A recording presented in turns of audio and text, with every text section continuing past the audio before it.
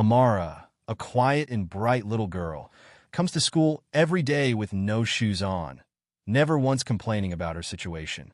Despite her struggles, she continues to work hard. But one day, Miss Taylor, her compassionate teacher, notices Amara's bare feet and decides to take a deeper look into her life. What starts as simple concern soon turns into a heartbreaking revelation when Miss Taylor uncovers the reason behind Amara's struggles. Why has Amara been quietly enduring so much?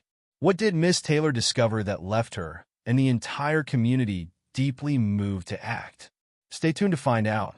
And before we dive in, let us know where you're watching from today. If this story of resilience and unexpected kindness resonates with you, don't forget to hit that subscribe button.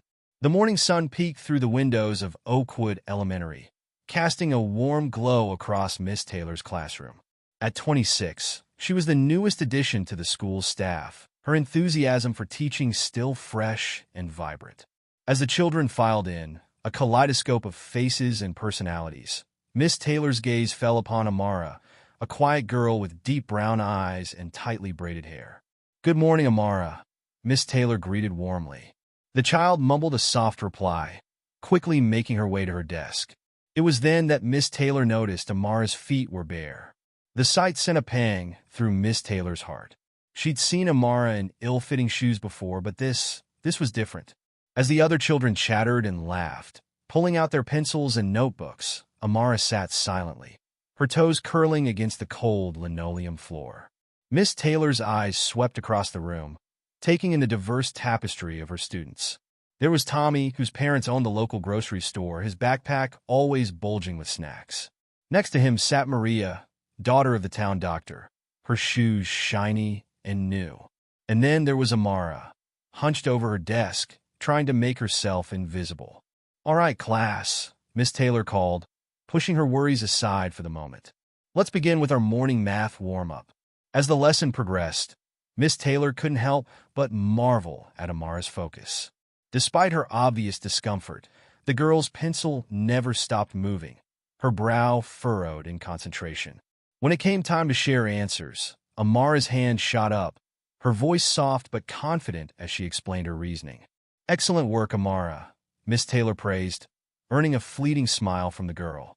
It was moments like these that made Miss Taylor's heart swell with pride and ache with concern in equal measure. During the mid-morning break, Miss Taylor watched as the other children raced to the playground. Amara lingered behind, her eyes darting longingly towards the door. "Amara," Miss Taylor called gently, "would you like to go outside and play?" The girl shook her head, her fingers fidgeting with the hem of her worn sweater. "No, thank you, Miss Taylor. I'd rather stay inside and read." Miss Taylor nodded, her mind racing. She'd seen Amara wear the same tattered sneakers for months, but now, with no shoes at all, the situation felt dire. Yet Amara never complained, never asked for help. Her resilience was both admirable and heartbreaking. As the day wore on, Miss Taylor found herself constantly drawn to Amara. The girl's intelligence shone through in every lesson, her homework always neatly completed despite the challenges she clearly faced at home. During the writing exercise, Amara crafted a beautiful story about a bird learning to fly, her words painting a vivid picture of determination and hope. When lunchtime arrived, Miss Taylor noticed Amara pull out a small, crumpled paper bag. Inside was a single, slightly bruised apple. The girl ate slowly, savoring each bite, while her classmates dug into sandwiches and snack packs. Unable to contain her concern any longer, Miss Taylor approached Amara's desk. "Amara, sweetie, can we talk for a moment?" The girl looked up, her eyes wide with apprehension. "Yes, Miss Taylor?" Miss Taylor crouched down, bringing herself to Amara's eye level. "I couldn't help but notice you don't have any shoes today. Is everything okay at home?" Amara's gaze immediately dropped to her lap. "Everything's fine, Miss Taylor," she mumbled. I didn't want to trouble anyone." "Amara, you're not troubling anyone by needing help," Miss Taylor said softly. "If there's something wrong, you can tell me. I'm here to help." For a moment, it seemed like Amara might open up. Her lower lip trembled, and she glanced up at Miss Taylor with eyes full of unspoken words. But then, as quickly as it appeared, the vulnerability vanished. Amara straightened her shoulders and forced a small smile. Really, Miss Taylor, it's okay. I just forgot my shoes today. It won't happen again. Miss Taylor knew it was a lie, but she also recognized the pride in Amara's voice. This wasn't a child looking for handouts or pity. This was a girl determined to face her challenges head-on, no matter how daunting. As Amara returned to her lunch, Miss Taylor stood up, her mind whirling. She'd seen signs of struggle before, the too small clothes, the lack of school supplies, but this felt like a tipping point. Something was seriously wrong in Amara's home life, and Miss Taylor was determined to find out what. Throughout the afternoon, Miss Taylor found herself watching Amara more closely. She noticed how the girl winced when her bare feet touched the cold floor of the art room, how she hesitated before joining the line for PE class. Yet through it all, Amara remained focused, polite, and hardworking. During the last period of the day, as the class worked on a group project, Miss Taylor overheard a conversation that made her heart clench. "Hey, Amara," whispered Lizzie, a well-meaning but sometimes tactless classmate. "Where are your shoes?" Amara stiffened, her pencil freezing mid-sentence. I forgot them," she said quietly. "How do you forget shoes?" Lizzie pressed, her brow furrowed in genuine confusion. Before Amara could respond, Tommy chimed in. "Maybe her family can't afford shoes. My dad says some people in town are really poor." The tips of Amara's ears turned red, and she hunched further over her work. Miss Taylor was about to intervene when she heard Amara's soft, steady voice. "My mom works really hard," Amara said, not looking up from her paper. "And I have shoes. I just didn't wear them today." The other children, sensing the tension, quickly changed the subject. But Miss Taylor had seen the pain flash across Amara's face, the way her small hands had clenched into fists under the table. As the final bell rang and the students began packing up, Miss Taylor made a decision. She couldn't ignore this situation any longer. She needed to understand what was happening in Amara's life, to find a way to help without stripping away the girl's dignity. As Amara left the classroom, her bare feet padding softly down the hallway, Miss Taylor sat at her desk, her mind racing. She knew the road ahead wouldn't be easy, but looking at the empty doorway where Amara had stood, Miss Taylor made a silent vow. She would find a way to help this child, to lift some of the weight from those small shoulders. Because every child deserved a chance to just be a kid, to learn and grow without the crushing burden of adult worries. And Amara, with her quiet strength and brilliant mind, deserved that chance more than anyone. The streetlights flickered to life as Shanice trudged up the cracked sidewalk towards her small, weathered house. Her shoulders sagged with exhaustion, the weight of 2 jobs and countless worries etched into the lines of her face. As she fumbled with her keys, the sound of children's laughter drifted through the thin walls, a bittersweet reminder of the precious moments she missed every day. Stepping inside, Shanice was greeted by the sight of Amara helping her younger brother, Jamal, with his homework. The living room was sparse, with mismatched furniture showing signs of wear and tear. A stack of unpaid bills sat ominously on the rickety coffee table. "Mama!" Jamal exclaimed, jumping up to hug her. Amara followed, her embrace gentler, more reserved. "Hey, babies," Shanice said, mustering a smile that didn't quite reach her eyes. "You eat dinner yet?" Amara nodded. "I made sandwiches for us, Mama. There's one for you in the fridge." Shanice's heart swelled with pride and ached with guilt simultaneously. Being so little, Amara was shouldering responsibilities no child should have to bear. "Thank you, baby. You're my little angel. You know that." As Shanice moved to the kitchen to grab her meager dinner, she noticed Amara's bare feet. The sight sent a fresh wave of shame through her. She'd been saving up for new shoes, but the latest rent increase had eaten away at their already tight budget. "Amara," Shanice called softly. "Where are your shoes, baby?" Amara's eyes widened slightly before she quickly composed herself. "Oh, I took them off earlier. They're in my room." It was a lie, and they both knew it. But neither had the heart to acknowledge the painful truth out loud. Later that night, after tucking the children into bed, Shanice sat at the kitchen table, surrounded by bills and past-due notices. The eviction warning glared up at her, the stark black letters a looming threat to their already precarious existence. Tears welled up in Shanice's eyes as she buried her face in her hands. She was trying so hard, working every hour she could, but it never seemed to be enough. The guilt of not being able to provide for her children properly ate away at her soul.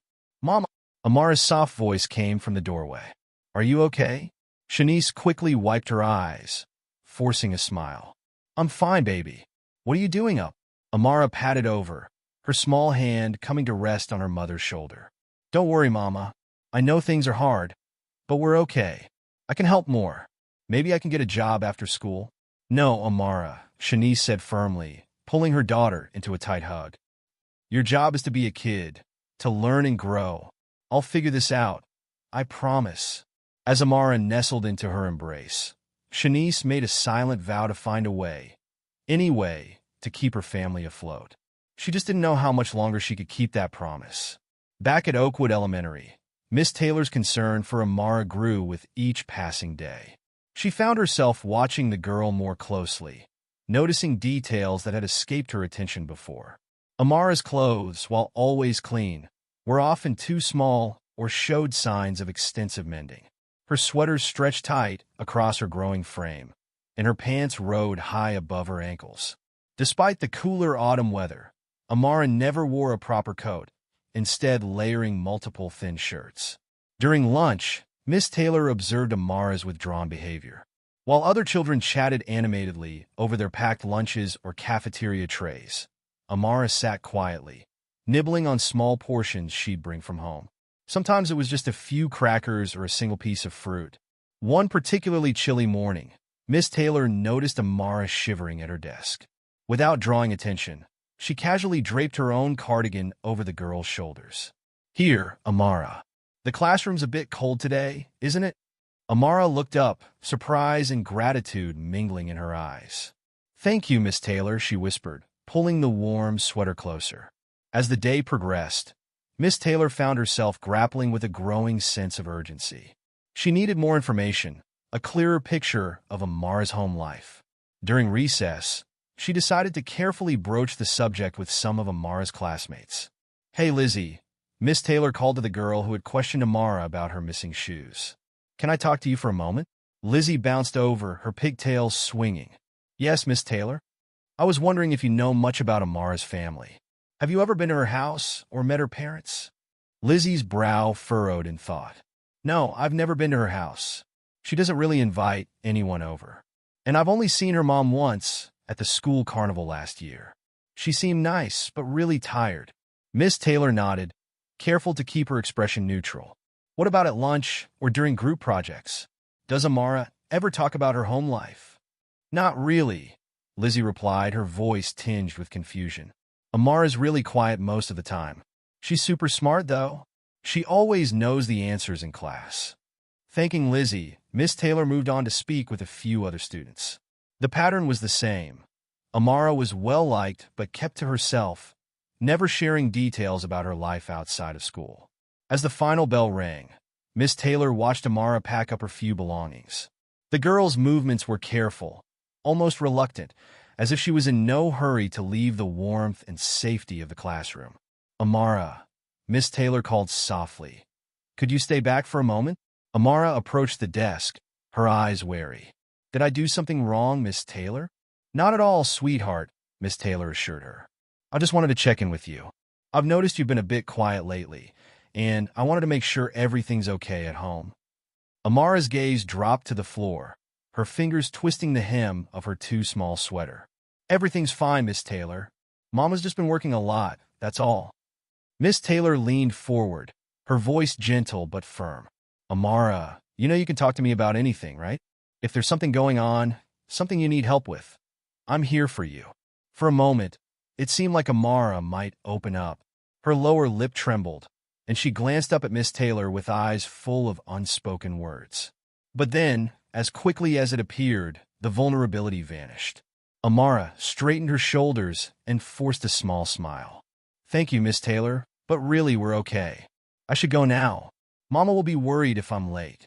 As Amara hurried out of the classroom, Miss Taylor felt a mix of frustration and deep concern settle in her chest. She knew she needed to do more to find a way to help this child who was so clearly struggling. But how could she help if Amara wouldn't let her in? The next morning, Miss Taylor arrived at school early, determined to speak with the principal about Amara's situation. She found Principal Johnson in his office, already poring over a stack of paperwork. "Miss Taylor," he greeted her with a warm smile. "What brings you here so early?" Taking a deep breath, Miss Taylor launched into her concerns about Amara. The missing shoes, the too small clothes, the meager lunches, and the girl's increasing withdrawal. Principal Johnson listened attentively, his brow furrowing with concern. "I appreciate you bringing this to my attention, Miss Taylor. Amara's situation does sound worrying. Have you spoken with our school social worker, Mrs. Ramirez, about this?" "Not yet," Miss Taylor admitted. "I wanted to get your input first. I'm really worried about Amara, and I feel like we need to act quickly." Principal Johnson nodded thoughtfully. "I understand your concern, but we need to follow proper procedures in situations like this. Let's bring Mrs. Ramirez into the conversation. She has the training and resources to handle these delicate situations." A short while later, Mrs. Ramirez joined them in the principal's office. As Miss Taylor recounted her observations and concerns, the social worker listened intently, jotting down notes. "Thank you for bringing this to our attention, Miss Taylor," Mrs. Ramirez said when she had finished. "You're right to be concerned. However, we need to be careful about how we proceed. Poverty is a complex issue, and we don't want to make assumptions or take actions that could potentially make the situation worse for Amara and her family." Miss Taylor felt a flash of frustration. "But we can't just do nothing. Amara is struggling right now. She needs help." Mrs. Ramirez held up a calming hand. "I'm not suggesting we do nothing, but we need to follow established protocols. First, we'll send home a general notice to all parents about resources available for families in need. Then, we can schedule a parent-teacher conference with Amara's mother to discuss her academic progress. During that meeting, we can gently inquire about their home situation and offer support." "How long will all that take?" Miss Taylor pressed, unable to keep the urgency from her voice. "It could be a couple of weeks before we can get everything in place," Principal Johnson admitted. "We need to be careful not to single out Amara or make her feel different from her classmates." Miss Taylor nodded, understanding the need for caution, but feeling increasingly frustrated. As she left the office, her mind raced with thoughts of Amara, of her bare feet on the cold classroom floor, of her too small clothes and meager lunches. The idea of waiting weeks to help felt unbearable. Throughout the day, Miss Taylor found her gaze constantly drawn to Amara. She noticed how the girl winced when she sat down, her ill-fitting clothes clearly uncomfortable. During lunch, Amara picked at a single bruised apple, her eyes cast down as the other children enjoyed their full meals. By the time the final bell rang, Miss Taylor had made up her mind. She couldn't wait for bureaucratic processes to slowly grind into action. Amara needed help now.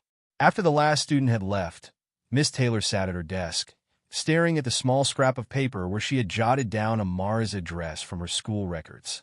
She knew what she was considering went against school policy. A home visit without prior arrangement or official sanction could have serious consequences. But then she thought of Amara's quiet resilience, of the weight of adult worries visible in those young eyes. She thought of the girl's bare feet and growling stomach, of the shame and fear she must be carrying every day.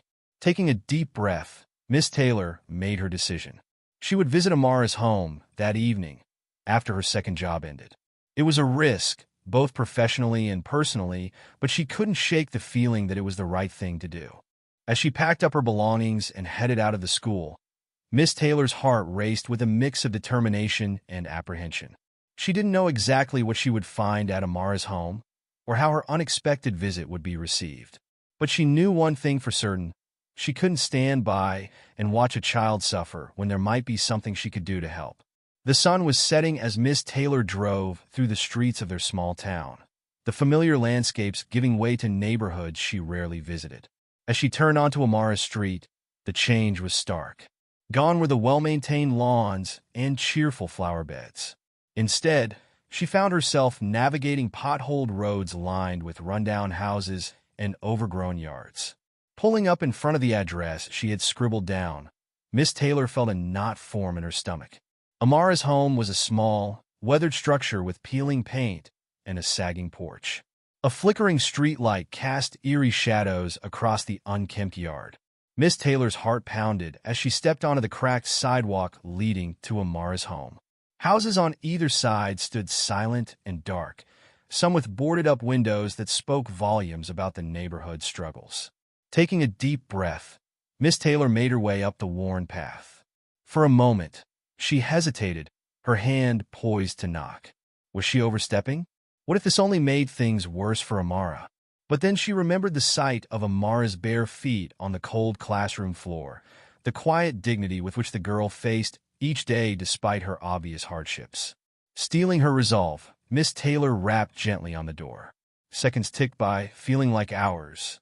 Finally, the door creaked open, revealing a woman who could only be Amara's mother. The family resemblance was striking, but where Amara's eyes held a spark of hope and resilience, her mother's were clouded with exhaustion and weariness. "Can I help you?" the woman asked, her voice rough with fatigue. Miss Taylor summoned her warmest smile. "Mrs. Johnson? I'm Miss Taylor, Amara's teacher. I hope you don't mind me stopping by unannounced. I wanted to talk to you about Amara, if that's all right."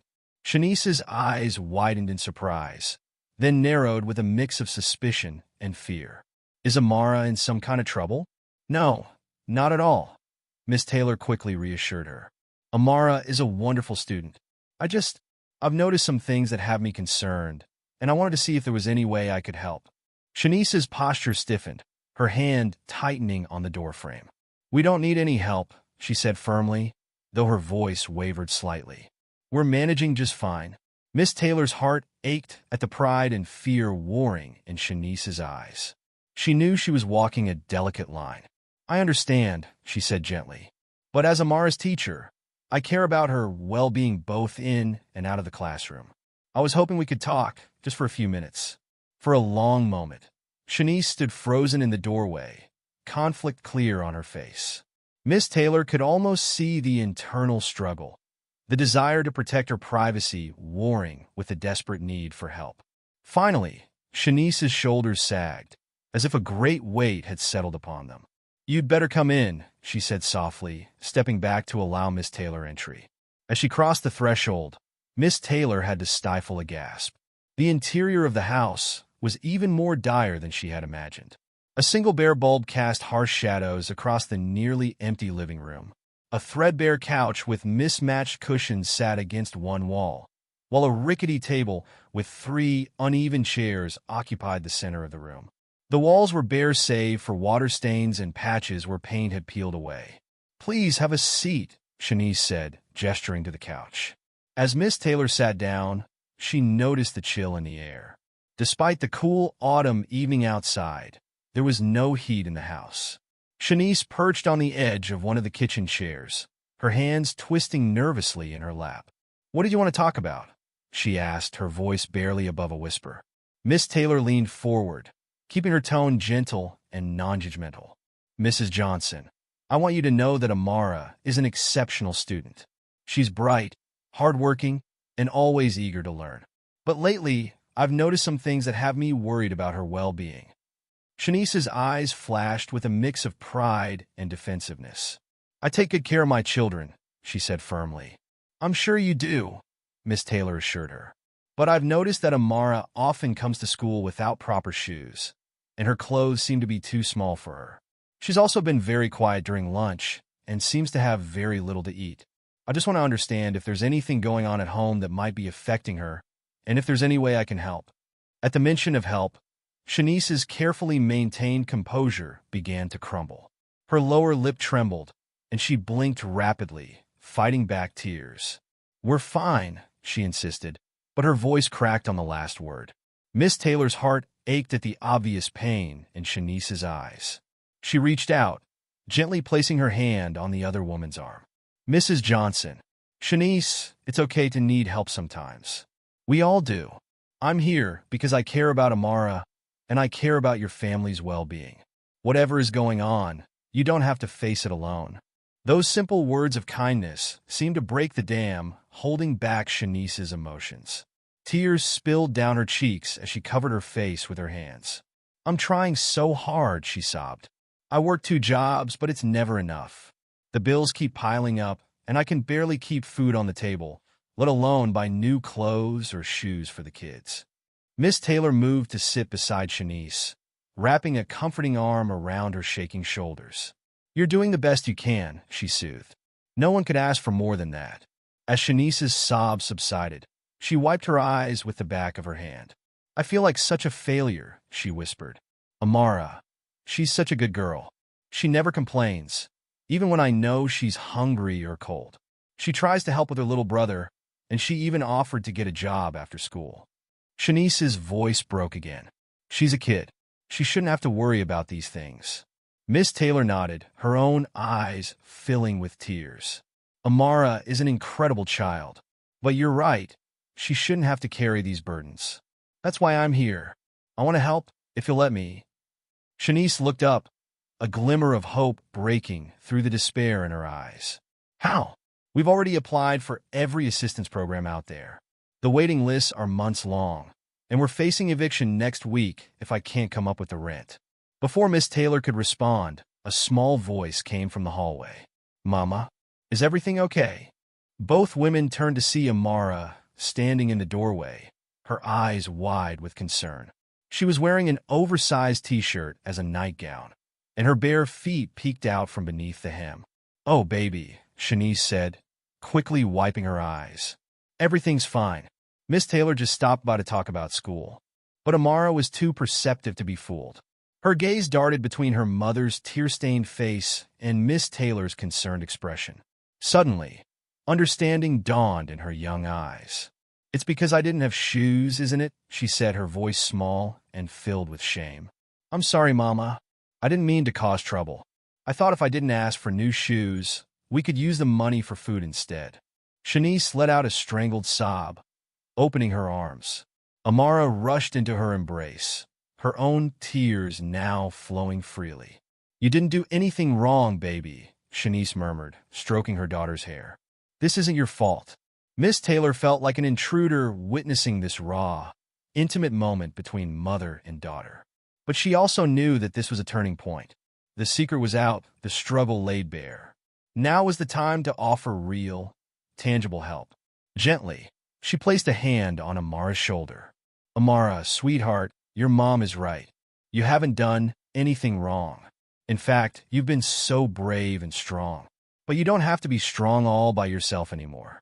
We're going to figure this out together, okay?" Amara looked up, her tear-stained face a mix of hope and lingering shame. "Really?" she whispered. Miss Taylor nodded firmly. "Really? Your mom has been working so hard to take care of you and your brother. Now it's time for us to help take care of all of you." Shanice tightened her arms around Amara, looking at Miss Taylor with a mixture of gratitude and lingering hesitation. "I don't know what kind of help you can offer," she said softly. "Our situation is pretty bad." Miss Taylor took a deep breath, her mind racing with possibilities. "Well, first things first, Amara needs proper shoes and clothes for school. I can reach out to our school's clothing donation program. We often have families donate outgrown items that are still in good condition." Amara's eyes lit up at this, but Shanice still looked uncertain. "That's very kind, but—" "It's not charity, Mrs. Johnson," Miss Taylor said gently. "It's our school community supporting one of our own. Amara deserves to be comfortable and warm at school, just like every other child." Shanice nodded slowly, some of the tension easing from her shoulders. "Okay," she whispered. "Thank you." Encouraged by this small victory, Miss Taylor pressed on. "Now about food. Our school has a backpack program where we send students home with non-perishable food items for the weekend. I can make sure Amara is enrolled in that immediately." "Really?" Amara asked, her eyes wide. "Like, real food we can cook?" The innocent question broke Miss Taylor's heart anew. She forced a smile, determined to stay positive for Amara's sake. "Yes, sweetheart. Real food for you and your family." Shanice pulled Amara closer, pressing a kiss to the top of her head. That would help so much," she admitted, her voice thick with emotion. Miss Taylor nodded, her mind already moving to the next steps. Mrs. Johnson, I know you said you've applied for assistance programs. If you'd like, I can put you in touch with our school social worker. She might be able to help expedite some of those applications or find additional resources you might not know about. For a moment, Shanice looked like she might refuse. Miss Taylor could see the struggle playing out on her face, the need to maintain her independence warring with the reality of their desperate situation. Finally, Shanice gave a small nod. Okay, she said softly. I think that might be good. Amara, who had been listening intently to the adults' conversation, suddenly spoke up. Miss Taylor, she asked hesitantly, does this mean I can have shoes for school now? The innocent question, laden with so much hope and past disappointment, brought fresh tears to everyone's eyes. Miss Taylor knelt down, bringing herself to Amara's eye level. Yes, sweetheart, she said firmly. You'll have shoes for school, and a warm coat for winter, and anything else you need to be comfortable and ready to learn. I promise. Amara's face lit up with a smile, so bright it seemed to chase away some of the shadows in the dim room. She threw her arms around Miss Taylor's neck, hugging her tightly. Thank you, she whispered. Thank you so much. As Miss Taylor returned the hug, she caught Shanice's eye over Amara's shoulder. The gratitude and relief in the mother's gaze were palpable. But there was something else there too, a spark of hope that had been missing before. Gently disentangling herself from Amara's embrace, Miss Taylor stood up. It's getting late, and I should be going. But I want you both to know that this is just the beginning. We're going to work together to make things better, okay? Shanice nodded, standing up to walk Miss Taylor to the door. As they reached the threshold, she hesitated, then reached out to grasp Miss Taylor's hand. I don't know how to thank you, she said softly. For caring, for coming here, for everything. Miss Taylor squeezed her hand reassuringly. You don't need to thank me. This is what community is all about, looking out for each other. I'm just glad I could help. As she walked back to her car, Miss Taylor felt a mix of emotions swirling within her. The situation was even more dire than she had imagined, and she knew there was a long road ahead. But she had also seen the strength and resilience of this family, the love that bound them together even in the darkest times. Sliding into the driver's seat, Miss Taylor took a moment to collect her thoughts. She had a lot of work to do, coordinating with the school social worker, arranging for immediate assistance, and figuring out long-term solutions. But as she started the engine, she felt a renewed sense of purpose. She thought of Amara's bright smile at the promise of new shoes, of Shanice's tentative hope as she accepted help. These were the moments that reminded her why she had become a teacher in the first place, to make a difference in children's lives, not just in the classroom, but in the world beyond. As she drove away from the rundown neighborhood, Miss Taylor made a silent vow. She would do whatever it took to help Amara and her family find their way to a brighter future. It wouldn't be easy, and there would likely be setbacks along the way. But she was committed to seeing it through, because sometimes all it takes is one person willing to reach out, to care, to go the extra mile. And in that moment, Miss Taylor knew that her impulsive decision to visit Amara's home had set in motion a chain of events that could change lives. The streetlights flickered as she made her way back to the more familiar parts of town. But in her mind, she could still see the warm glow of hope that had begun to shine in Amara's eyes. And she knew, with absolute certainty, that this was only the beginning of their journey together. As Miss Taylor pulled into her own driveway, her mind was already racing with plans and ideas. She knew that the school had resources available for situations like this, but she also realized that official channels could sometimes move slowly. Amara and her family needed immediate help. Sitting in her car, she pulled out her phone and began making a list. First and foremost, Amara needed shoes and proper clothing. Miss Taylor remembered a local charity that often held clothing drives. She made a note to call them first thing in the morning to see if they had any children's shoes and winter coats available. Next, she thought about the family's food situation. The school's backpack program was a good start, but it was clear they needed more substantial help. Miss Taylor had connections with a local food bank through her church. She added another note to reach out to them about setting up regular food deliveries for Amara's family. As she jotted down ideas, Miss Taylor felt a mix of determination and uncertainty. She knew she was taking on a big responsibility, one that went far beyond her role as a teacher. But she also knew she couldn't turn her back on Amara and her family now that she had seen the depth of their struggles. Finally, Miss Taylor put down her phone and took a deep breath. Tomorrow would be a busy day, filled with phone calls, meetings, and planning. But as she pictured Amara's hopeful face and Shanice's grateful tears, she knew it would all be worth it. Stepping out of her car, Miss Taylor looked up at the night sky. The stars seemed brighter somehow, as if reflecting the spark of hope she had kindled in Amara's home. With renewed energy, she walked into her house, ready to face the challenges that lay ahead. The morning after her visit to Amara's home, Miss Taylor arrived at school with a renewed sense of purpose.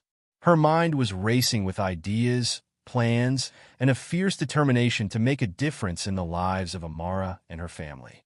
As she walked through the halls, the usual morning bustle faded into the background, her focus entirely on the task ahead. Her first stop was the office of Mrs. Ramirez, the school social worker. Knocking gently on the open door, Miss Taylor took a deep breath to steady herself. "Mrs. Ramirez, do you have a moment?" The social worker looked up from her computer, a warm smile spreading across her face. "Miss Taylor, good morning. Of course, come in. What can I do for you?" As Miss Taylor sat down, she recounted her visit to Amara's home, describing the family's living conditions and the conversation she had with Shanice. Mrs. Ramirez listened intently, her expression growing more concerned with each detail. "I know I should have waited and gone through proper channels," Miss Taylor finished. "But seeing Amara struggling day after day, I just couldn't sit back any longer. I had to do something." To her surprise, Mrs. Ramirez didn't scold her for overstepping. Instead, the social worker nodded thoughtfully. "I understand why you felt compelled to act, Miss Taylor. While it's true that we have protocols in place for a reason, sometimes situations call for more immediate action. The important thing now is to make sure we provide the right kind of support for Amara and her family." Relief washed over Miss Taylor. "That's exactly what I was hoping to discuss with you. I have some ideas, but I want to make sure we approach this in a way that doesn't embarrass Shanice or make her feel like a charity case."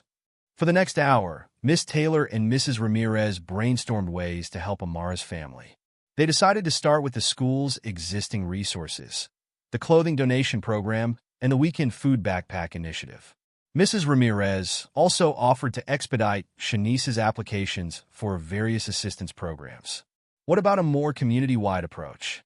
Miss Taylor suggested. "I was thinking we could frame it as a general initiative to support families in need, not just Amara's. That way it won't feel so personal or targeted." Mrs. Ramirez's eyes lit up. "That's an excellent idea. We could call it the Oakwood Cares Program or something similar. It would allow us to help Amara's family while also supporting other students who might be struggling." With a plan starting to take shape, Miss Taylor left Mrs. Ramirez's office feeling energized and hopeful. Her next stop was Principal Johnson's office to get his approval for the new initiative. To her relief, Principal Johnson was equally supportive of the idea. "This is exactly the kind of community engagement we need," he said, leaning back in his chair. "I'll send out an email to the staff today, and we can announce it at the next PDA meeting." As the days passed, Miss Taylor threw herself into organizing the Oakwood Cares program. She coordinated with local charities, reached out to community leaders, and rallied her fellow teachers to support the cause. The response was overwhelming. Donations of clothes, shoes, and non-perishable food items began pouring in. Local businesses offered gift cards for groceries and household essentials. A nearby dentist even volunteered to provide free checkups for families in need.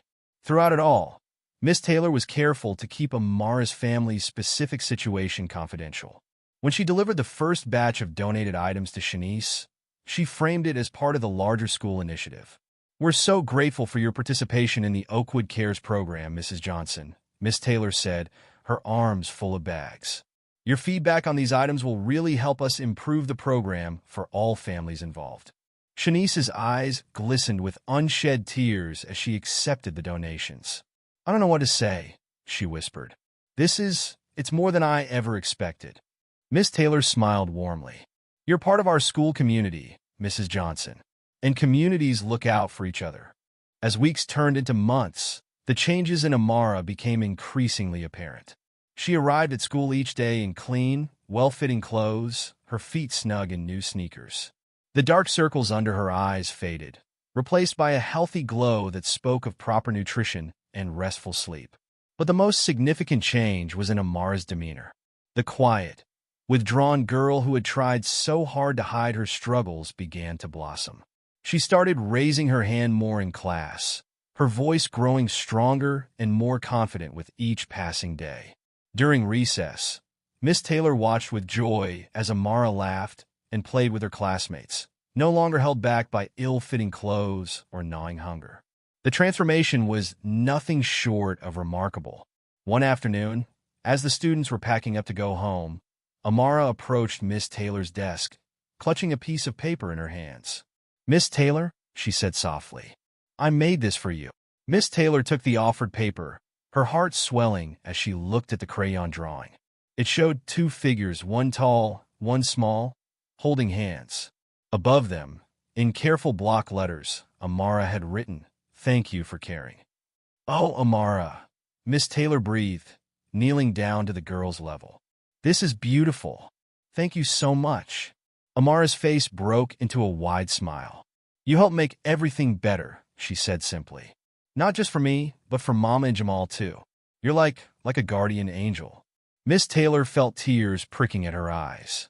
She pulled Amara into a gentle hug, marveling at how far they'd come. "You're the real angel, Amara," she whispered. "Your strength and kindness inspire me every day." As Amara skipped out of the classroom, Miss Taylor carefully pinned the drawing to her bulletin board. It would serve as a daily reminder of why she became a teacher in the first place, to make a difference in children's lives. The success of the Oakwood Cares program spread beyond the school walls. Local news outlets picked up the story, praising the community's efforts to support families in need. This attention brought even more resources and volunteers to the cause. One Saturday morning, Miss Taylor stood on the sidewalk outside Amara's house, surrounded by a small army of volunteers. The Oakwood Cares Home Repair Day was about to begin, and the energy in the air was palpable. Shanice stepped out onto the porch, her eyes wide with disbelief. "All these people, they're here to help us?" Miss Taylor nodded, gently guiding Shanice down the steps. "The whole community has come together for this, Mrs. Johnson. Everyone wants to help make your home a safer, more comfortable place for you and the kids." As if on cue, a truck pulled up, loaded with donated furniture. Another volunteer arrived with paint and supplies. The local hardware store had sent over materials to repair the sagging porch and fix the leaky roof. Tears streamed down Shanice's face as she watched her neighbors, some she barely knew, roll up their sleeves and get to work. I never imagined people would care this much," she said, her voice choked with emotion. Miss Taylor squeezed her hand. "This is what community is all about, Mrs. Johnson. We all stumble sometimes, but when we do, there are people ready to help us back up." Throughout the day, the transformation of the Johnson home was nothing short of miraculous. Fresh paint brightened the walls.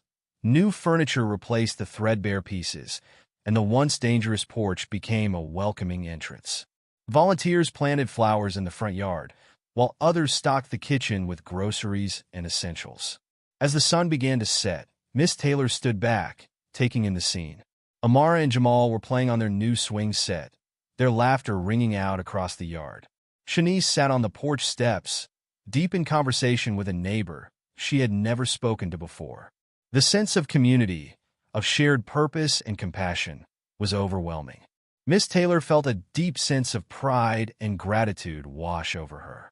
This was more than just fixing a house or providing material goods. This was about restoring hope, dignity, and a sense of belonging to a family that had been struggling alone for far too long. As the volunteers began to pack up, Shanice approached Miss Taylor, her eyes shining with a mix of tears and joy. "I don't know how I can ever thank you," she said, pulling Miss Taylor into a tight hug. "You've changed our lives in ways I never thought possible." Miss Taylor returned the embrace, her own eyes misting over. "You don't need to thank me, Mrs. Johnson. Seeing Amara happy and thriving is all the thanks I need." In the weeks that followed, The changes in Amara continued to amaze and inspire Miss Taylor. The girl who had once been so withdrawn now eagerly participated in class discussions, her hand often the first to shoot up when a question was asked. Her homework, always impeccable, now came with extra credit assignments and creative projects that showcased her growing confidence and curiosity. During parent-teacher conferences, Shanice arrived with a new air of confidence.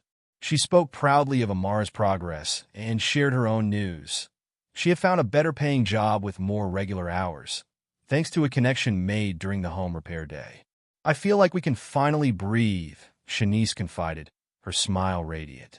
"For the first time in years, I'm not constantly worried about how we'll make it to the next day. And it's all because you cared enough to reach out." Miss Taylor felt a lump form in her throat. "You and Amara did all the hard work," she said softly. "I just helped open a few doors." As the school year progressed, Miss Taylor noticed a change not just in Amara, but in the entire school community. The Oakwood Cares program had sparked a renewed sense of compassion and togetherness. Students were quicker to help each other, and parents volunteered more frequently for school events. One morning, as Miss Taylor was setting up for the day's lessons, she heard a soft knock on her classroom door. Looking up, she saw Amara standing there, a shy smile on her face. "Good morning, Amara," Miss Taylor said warmly. "You're here early today." Amara nodded, stepping into the room. "I wanted to talk to you before everyone else got here," she said, her voice steady but tinged with emotion. I wanted to thank you for everything." Miss Taylor knelt down, bringing herself to Amara's eye level. "Oh, sweetheart, you don't have to thank me. Seeing you happy and doing so well in school is all the thanks I need." Amara shook her head, her eyes shining with determination. "But I do need to thank you. You didn't just help me with clothes and food and stuff. You showed me that it's okay to ask for help when you need it. You taught me that being poor doesn't mean I'm not important or smart."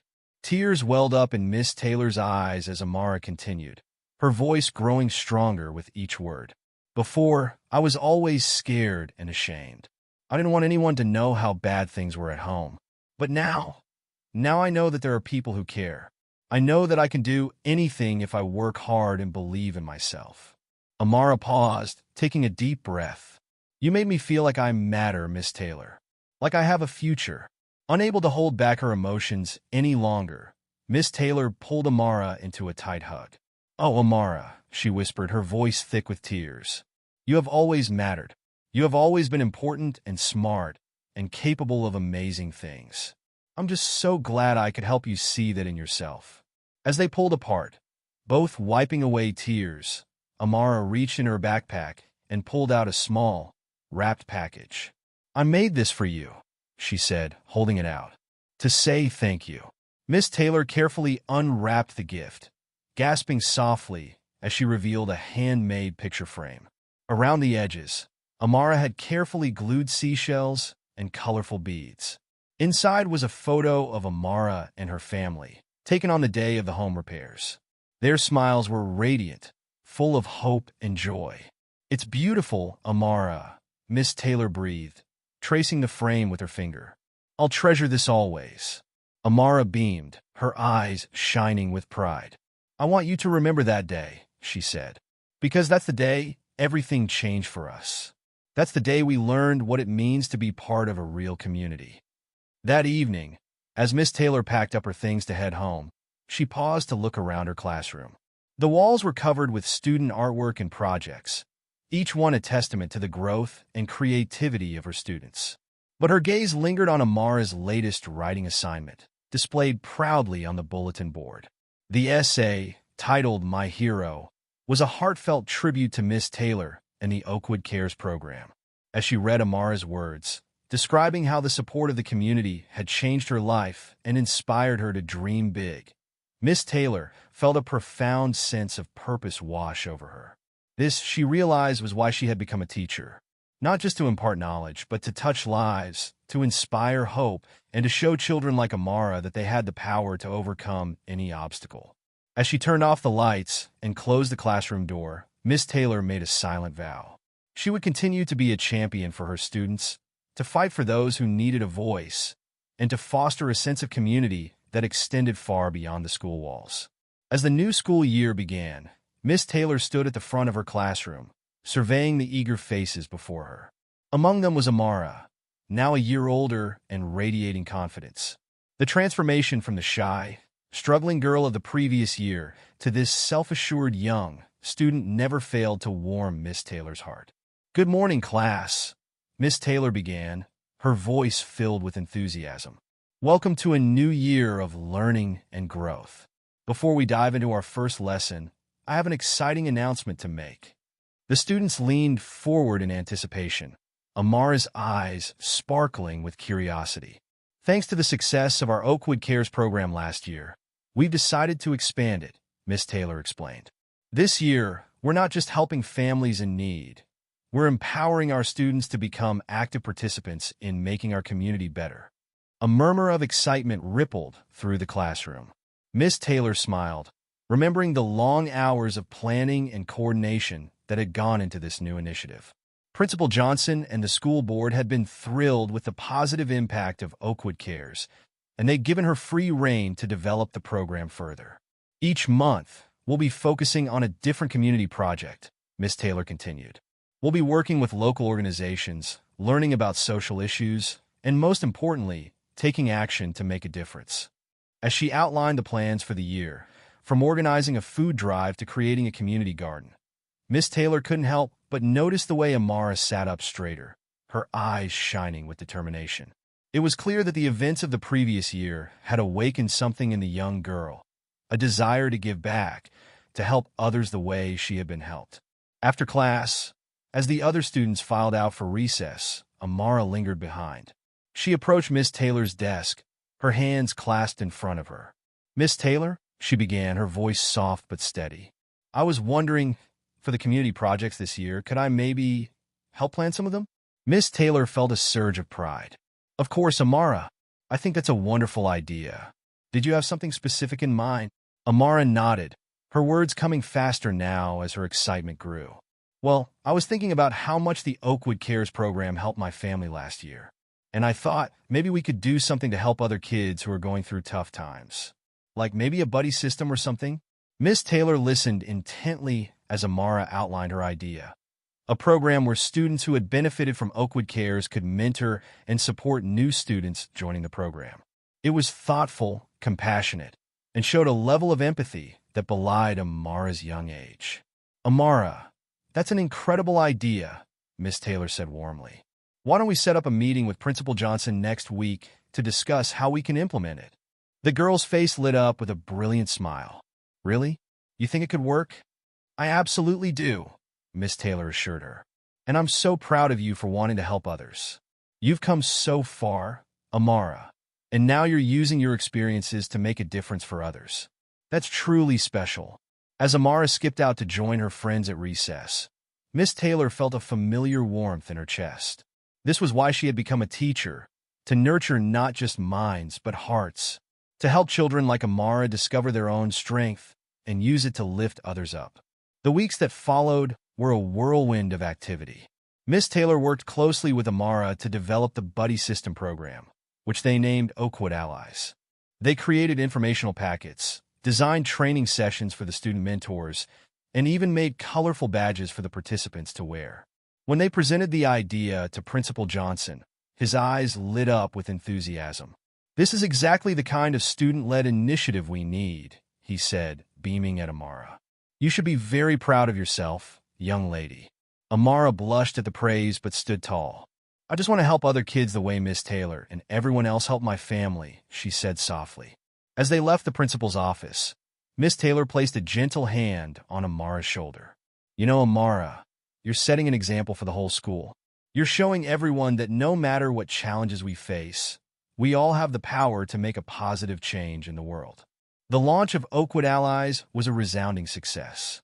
Students who had been shy about accepting help from the Oakwood Cares program opened up to their peers in a way they never had with adults. Amara took her role as lead student coordinator seriously, organizing weekly check-ins and always being available to offer a kind word or a listening ear. One crisp autumn morning, as Miss Taylor supervised the playground during recess, she noticed Amara sitting on a bench with a younger girl. The child was crying softly, and Amara had her arm around her shoulders, speaking in gentle tones. As Miss Taylor approached, she caught snippets of their conversation. "It's okay to feel scared," Amara was saying. "I used to be scared all the time, but you're not alone anymore. We're all here to help you." The younger girl sniffled, looking up at Amara with tear-filled eyes. "Really? You won't think I'm weird or dirty because my family doesn't have much money?" Amara shook her head firmly. "Never. Having less money doesn't make you any less important or special. And trust me, things can get better. My family used to struggle a lot, but with help from the school and the community, we're doing okay now. And we'll help your family too." Miss Taylor felt her throat tighten with emotion as she watched Amara comfort the younger student. She marveled at how much Amara had grown, not just in height or academic ability, but in emotional intelligence and compassion. As the school year progressed, the impact of Oakwood Allies began to ripple through the entire school community. Students who had once been isolated by their circumstances were now fully integrated into school life. The stigma around asking for help began to fade, replaced by a culture of mutual support and understanding. Miss Taylor watched with pride as Amara flourished in her leadership role. The once shy girl was now a confident public speaker, giving presentations to other classes about Oakwood Allies, and even speaking at a school board meeting about the program's success. One afternoon, as Miss Taylor was grading papers, there was a knock at her classroom door. She looked up to see Shanice Johnson standing there, a warm smile on her face. "Mrs. Johnson," Miss Taylor greeted her, rising to her feet. "What a lovely surprise. Please come in." Shanice entered the room, her posture relaxed and confident, a far cry from the stressed, wary woman Miss Taylor had first met over a year ago. "I hope I'm not interrupting," Shanice began, "but I wanted to talk to you about Amara." For a moment, Miss Taylor felt a flicker of concern. "Is everything all right?" Shanice's smile widened. "Everything is more than all right. I wanted to thank you, again, for everything you've done for Amara, for our family, but especially for believing in her." Miss Taylor felt a warmth spread through her chest. "Amara is an extraordinary girl, Mrs. Johnson. It's been my privilege to watch her grow and thrive." Shanice nodded, her eyes glistening with unshed tears. "She talks about you all the time, about how you inspired her to start Oakwood Allies, how you've supported her every step of the way. I don't think she would have found her voice without you. Amara had that voice inside her all along," Miss Taylor said softly. "She just needed someone to listen." Shanice reached out, grasping Miss Taylor's hand. "Well, you did more than listen. You gave her wings. And not just Amara. You've changed the lives of so many families in this community. I don't know if you realize how far-reaching the impact has been." As Shanice spoke, she told Miss Taylor about the changes she'd seen in the neighborhood. How families that had once been isolated were now connecting, sharing resources, and supporting each other.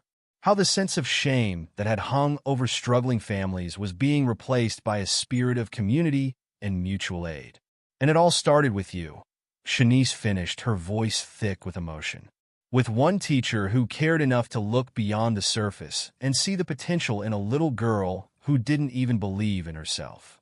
Miss Taylor felt overwhelmed by Shanice's words. She had always hoped to make a difference in her students' lives, but to hear about the broader impact of her actions was humbling.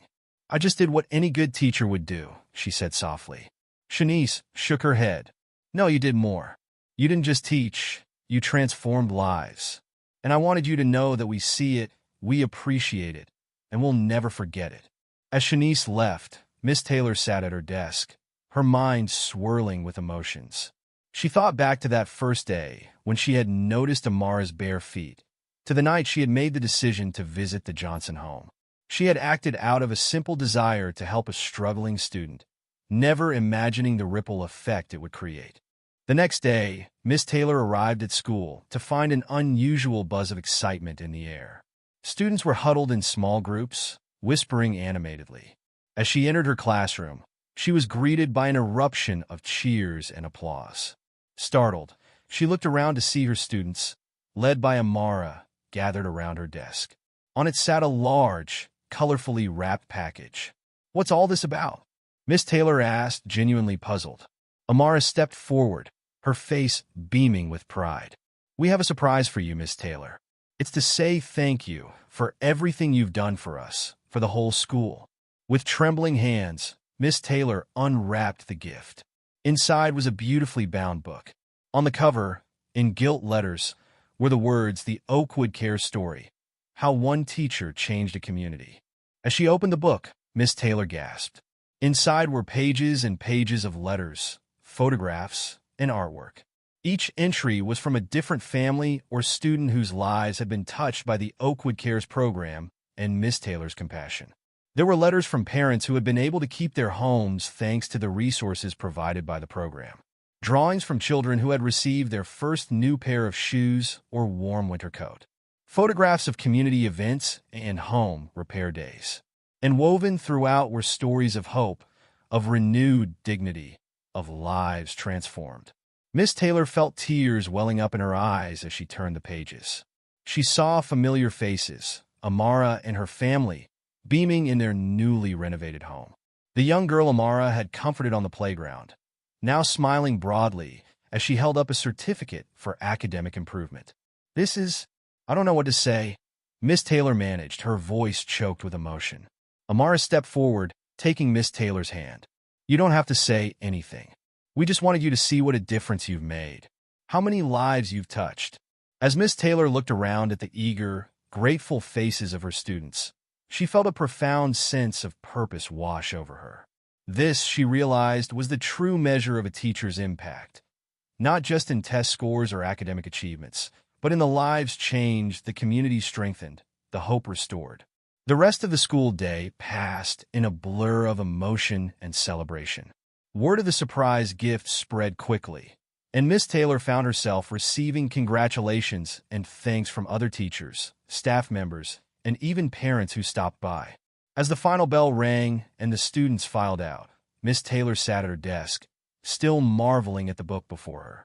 She was so lost in thought that she didn't notice Principal Johnson enter the room. "Quite a day, Miss Taylor," he said warmly, causing her to look up with a start. "Oh, Principal Johnson. Yes, it's been overwhelming, to say the least." He nodded, pulling up a chair to sit across from her.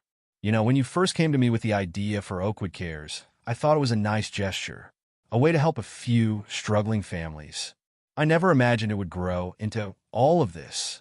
Miss Taylor nodded, still somewhat in awe herself. "Neither did I. I just wanted to help Amara. And in helping one child, you've uplifted an entire community," Principal Johnson said, his voice filled with admiration. "That book, those stories, they're a testament to the power of compassion, of going above and beyond the call of duty." He paused, leaning forward slightly. "Which is why I wanted to talk to you. The school board has been following the success of Oakwood Cares and Oakwood Allies very closely. They're impressed, Miss Taylor. Very impressed." Miss Taylor felt a flutter of nervous excitement in her stomach. "Oh."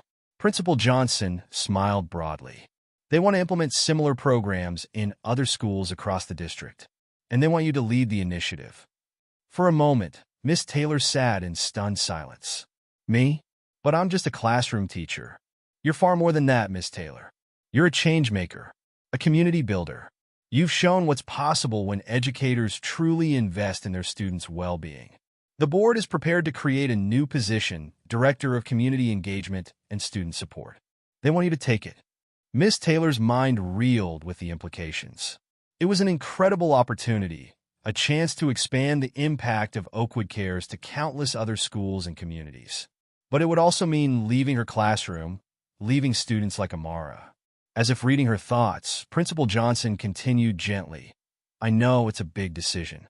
You'd be moving into an administrative role, which would take you out of the classroom. But think of how many more students you could help, how many more teachers you could inspire to go the extra mile." Miss Taylor nodded slowly, her eyes drifting to the framed photo on her desk, the one Amara had given her, of the Johnson family on the day of their home repairs. "Can I have some time to think about it?" "Of course," Principal Johnson said, standing up. "Take all the time you need." "But Miss Taylor, for what it's worth, I think you'd be amazing in this role. You've already changed one community. Imagine what you could do for the entire district." As he left, Miss Taylor sat back in her chair, her mind swirling with possibilities. She thought of all the other Amaras out there, all the students struggling with poverty, hunger, and lack of resources. Could she really make a difference on such a large scale? Lost in thought, she almost didn't notice the small figures standing in the doorway. Looking up, she saw Amara, backpack slung over her shoulder, watching her with a curious expression. "Amara? What are you still doing here, sweetheart?" Amara stepped into the room, her brow furrowed with concern. "I forgot my math book, so I came back to get it." "Are you okay, Miss Taylor? You look worried." Miss Taylor managed a small smile. "I'm not worried exactly. Just thinking about some big decisions." Amara nodded sagely, coming to stand beside Miss Taylor's desk. "Is it about the new job Principal Johnson wants you to take?" Surprised, Miss Taylor raised an eyebrow. "How did you know about that?" Amara grinned sheepishly. "I might have overheard a little when I came to get my book. I didn't mean to eavesdrop, honest." Miss Taylor chuckled softly. "It's all right. What do you think about it, Amara? Do you think I should take the job?" The girl was quiet for a moment, her face scrunched in thought. Finally, she spoke, her voice soft but sure. I think you should do it." "Really?" Miss Taylor asked, somewhat surprised. "Even though it would mean I wouldn't be your teacher anymore?" Amara nodded, her eyes shining with a wisdom beyond her years. "You'll always be my teacher, Miss Taylor, no matter what. But if you take this job, you can help so many other kids like me. Kids who need someone to believe in them, to fight for them." She paused, reaching out to touch the book of stories on Miss Taylor's desk. "You always tell us that when we're given a gift, we have a responsibility to share it with others. Your gift is the way you care, the way you see the best in people even when they can't see it in themselves. I think you should share that gift with as many people as you can." Miss Taylor felt tears welling up in her eyes for what felt like the 100th time that day. She stood up, pulling Amara into a tight hug. "When did you get so wise, my dear?" Amara giggled, returning the hug. "I learned from the best." Amara left, promising to come by the next morning to hear Miss Taylor's decision. As Miss Taylor sat at her desk, turning the pages of the book filled with stories of hope and transformation, a sense of clarity began to wash over her. The impact of her actions, laid out so vividly before her, was undeniable. She thought about Amara's wise words, about sharing her gift with as many people as possible. With a deep breath, she picked up her phone and dialed Principal Johnson's number. "I've made my decision," she said when he answered. "I'd like to accept the position." The next few weeks were a whirlwind of activity. Miss Taylor worked tirelessly to prepare for her new role, collaborating with the school board to outline the expansion of the Oakwood Cares program across the district. She also spent time with her class, ensuring a smooth transition for the teacher who would be taking over. On her last day in the classroom, her students surprised her with a farewell party. There were tears and laughter, hugs, and heartfelt goodbyes. Amara, now a confident leader among her peers, presented Miss Taylor with a handmade card signed by the entire class. "We'll miss you," Amara said, her voice wavering slightly. "But we're so proud of you, Miss Taylor. You're going to help so many other kids and families." Miss Taylor hugged Amara tightly. "And you, my dear, are going to continue leading Oakwood Allies. I know you'll do an amazing job." As she packed up her classroom that evening, Miss Taylor felt a mix of emotions. Sadness at leaving the daily interactions with her students, excitement for the challenges ahead, and a profound sense of purpose. Over the next year, Miss Taylor threw herself into her new role with the same passion and dedication she had shown in the classroom. She worked with schools across the district to implement versions of Oakwood Cares and Oakwood Allies, tailored to each community's specific needs. The impact was extraordinary. Attendance rates improved, family engagement increased, and students who had once been on the brink of dropping out were now thriving. Miss Taylor's approach, which emphasized compassion, community involvement, and student empowerment, was transforming the entire district. The journey that had begun with a pair of bare feet in a classroom had led to a movement that was transforming lives across the district. And Miss Taylor knew that this was just the beginning. There would be challenges ahead, new problems to solve, more lives to touch. But with compassion as her guide and the power of community behind her, she was ready to face whatever came next. Amara's quiet resilience and Miss Taylor's compassionate heart led to a remarkable transformation, not only in Amara's life, but also in the entire community that came together to support her. If Amara's story touched you, be sure to subscribe for more uplifting stories of courage and kindness. And before you go, we'd love to hear your thoughts. What would you have done if you were in Miss Taylor's shoes? Share your thoughts in the comments below.